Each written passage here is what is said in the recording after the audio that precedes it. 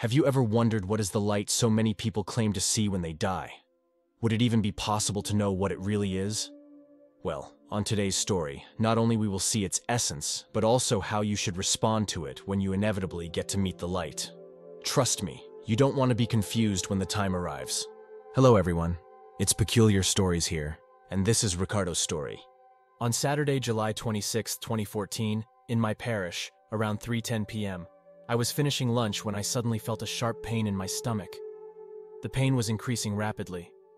What I remember, feeling the pain, I got up suddenly and took a step to the right side of the chair and told my companion Angelica, who had made my food and was eating next to me.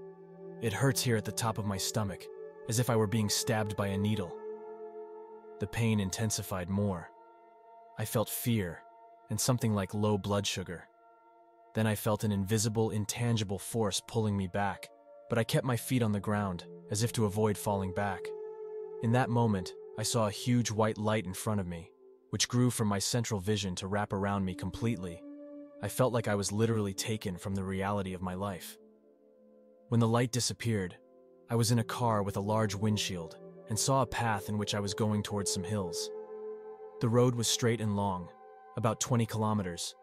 The car was descending a slope into the valley. There were a few ripples on the slope as I descended. I noticed with great detail the panoramic view, the mountains, the semi-desert region, with some acacia trees randomly distributed in the landscape, but very separate from each other. I could see the color of the earth. It was like a sand color.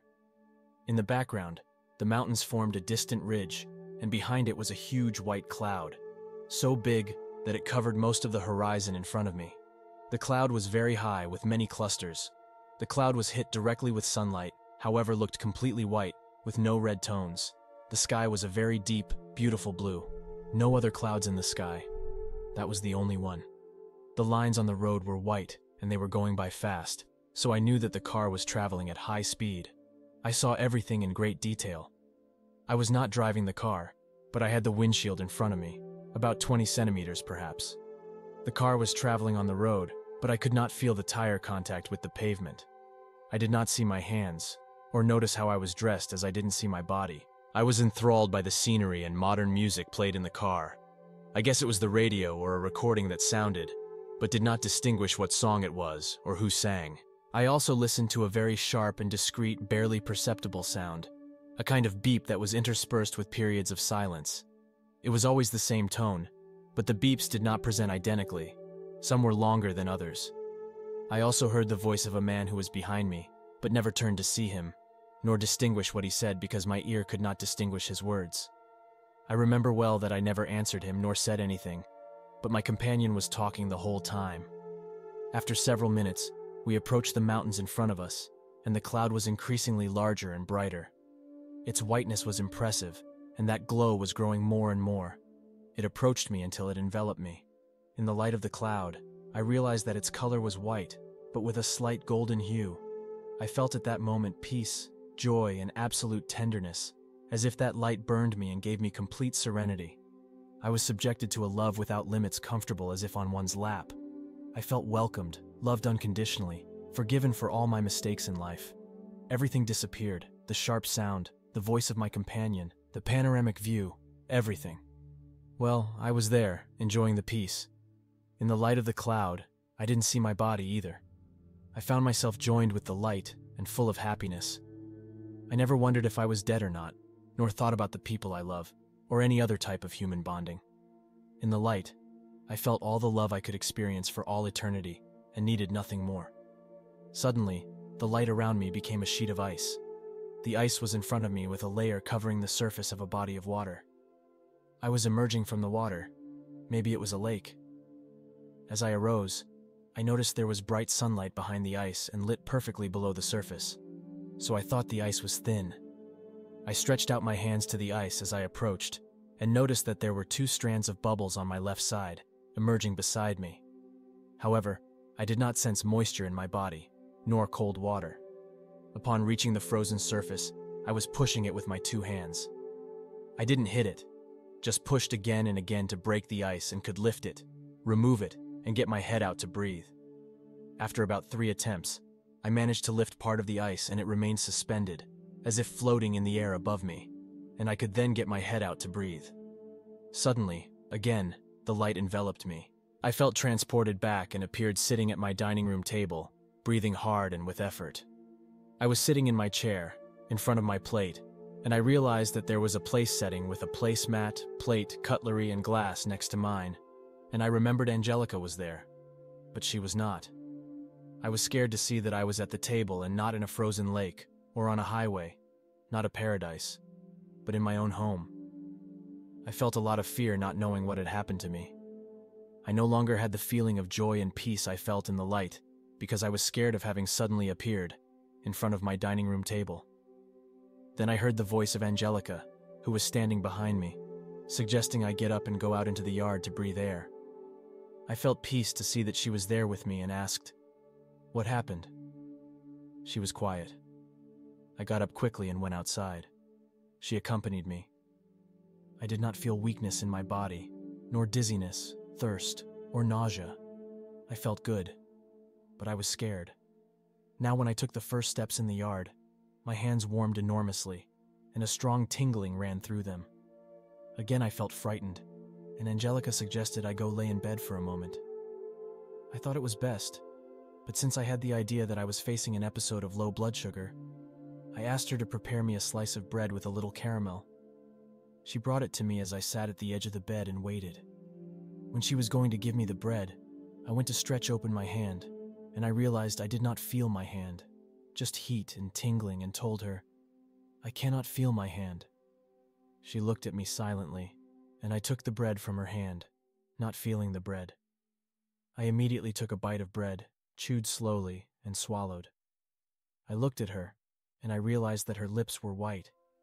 It seemed like she had bitten white sand, but then I thought they were white out of fear. "Were you scared?" I asked. "Yes, very. I didn't know what to do," she replied.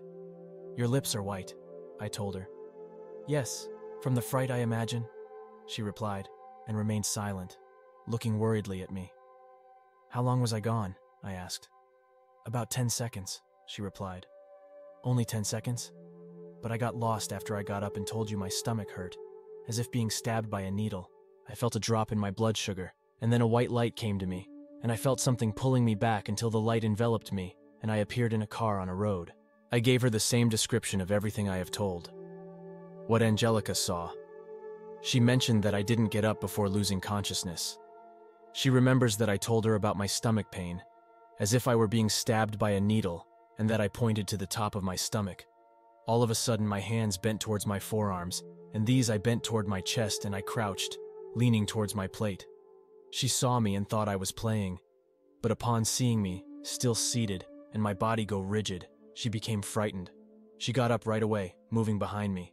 She realized that I was struggling to breathe, but I couldn't. She started asking me what was wrong and how she could help me, but I didn't respond, since I was unconscious. She thought I was going to have convulsions, but that didn't happen. Angelica quickly grabbed my arms and tried to straighten me in the chair. She could feel that I was stiff. While she was pulling backwards, I reacted. I returned and turned to the front, sitting upright again, breathing heavily and showing fear. After what Angelica told me, after listening to her with attention and concern on my part, I had a second bite of bread. I chewed and swallowed. The tingling stopped, and the heat in my hands was slowly disappearing until gone. Everything was back to normal. She then suggested I sleep a few minutes, as she cleared the table and washed the dishes. Then she would go downstairs to her activities. I slept a half hour and got up to do Mass at 4 and 5 p.m. I did it, feeling tired, with a sore left side that crossed my shoulder blade to the base of the chest. But the pain was there only on a small spot. After 5 p.m. Mass, I felt much better. The pain in my stomach continued, but was almost imperceptible. This writing I made on July 30th, 2014, in the first free moment that I had to write it with details that came to mind. Here I will post what my first thoughts were about it. First thoughts from my experience, posted on Facebook, but then withdrawn out of prudence due to the disbelief of some of my contacts. July 30th, 2014. Some of what I felt in that moment inside the light of the cloud. I had to leave what's temporary to experience the eternity of absolute love. In this moment that I live now, The temporal and the eternal converge. Love transcends time. It stops it and becomes everything in an instant and forever. Just as one cannot hold on to the flow of time, nor can one hold on to the uncreated love that comes to you at every moment. That which is life lives within you and waits there. But when you go within yourself and look for it, you can feel it, but not hold on to it. That cloud was more grandiose than anything was. Its light was bathed in peace, a hug of unconditional love that received me in its embrace. The love that I felt is the greatest that I have ever received. I felt my insignificance, but I also felt gratitude for feeling welcomed by the light. I don't know if anything stuck with me, that I'm so limited and unable to delve into the mysteries, but I trust that light, that cloud, symbol of the presence of the eternal. I hope that my life, or what remains of it, is done with gratitude, peace, surrendered devotion to that which is beauty, both old and new, which took my time to love. That my decisions arise from this meeting, which was not one instant, but keeps giving every moment that I breathe, every beat of my wounded heart. August 3rd, 2014. The NDE I had on Saturday, July 26th, has helped me to value each moment of life, the beauty of each moment. I have a feeling of admiration for each life. It has helped me to accept who I am, within my limited reality. It has made me more compassionate, understanding, and helpful to others. All material things seem empty to me without meaning. I no longer have that desire to compete for anything, nor get along with everyone. I have more desire to be at peace, pray. The fear of death has gone because I know what awaits me, though I retain a slight fear of what could lead me to death. I have more awareness of myself and living in the moment. I feel I am healing inside. I also live a different sense of the flow of events, of dealing with people. Everything seems new, as if I have come from another country to settle down for the first time here, and I need to adjust back to everything I did before. But now I have another perspective on life. It is strange. I feel my life has new meaning, a new purpose, a need to finish something entrusted to me. There are many things I'm still learning from that experience. It's not assimilated all at once. It takes time. What I learned from the experience. When I left, death arrives at any moment without warning. It is impossible to escape the feeling of the light and falling into the void. Human beings are helpless before the mystery of death. On the road. Feeling of total detachment, absolute detachment from all past, respect for all people in one's life, a sense of tranquility. On the way I'm driven, but I feel safe despite the speed. Off the road toward the cloud, everything is semi-desert, almost lifeless. The picture gives a sense of tranquility. In the cloud can represent a divine presence. The brightness of the cloud comes towards me and engulfs me before reaching the mountain. Sensation of being received by the light. Unconditional love, tenderness, peace, joy, security, forgiveness, living in quietude. Nothing is necessary any longer. I yearn for nothing. Pure happiness, without longings, without memories of the life I had, without worries for those left behind. In the frozen lake, I am responsible for my own life. I need to take charge of it without trying to resolve anyone else's life. Only I can fight to move ahead and be reborn. I feel the light has given me the strength and knowledge to do so. Upon returning, feeling of being thrown back into the world without having asked to be, feeling absolutely new to all that I perceive every day after the NDE. I have a new perception of the flow of time. I have the feeling of having a reset in the form of looking at life, the way to appreciate every moment. I feel like my past is dead. I honor it for all it has taught me, but I let it go grateful to God for all that I've lived. I feel like I have died and been reborn. I feel the need to adapt to a world that does not know my experience or can even imagine it. A world that I see with new eyes, but cannot even describe. I only know it's the same world as before, but I no longer see it with the old perspective. Everything is new. I have trouble relating to people, with the world, with my activities like before. I feel alive with the certainty of having already been to the mystery of God, being in a kind of divine house. But I don't know how to express it. I feel the need to live in humility. As I do not know how to formulate it into words, I quiet myself, breathe, think, walk slowly, live deeply in the present, but do not know how to express the mystery. This is an ineffable mystery.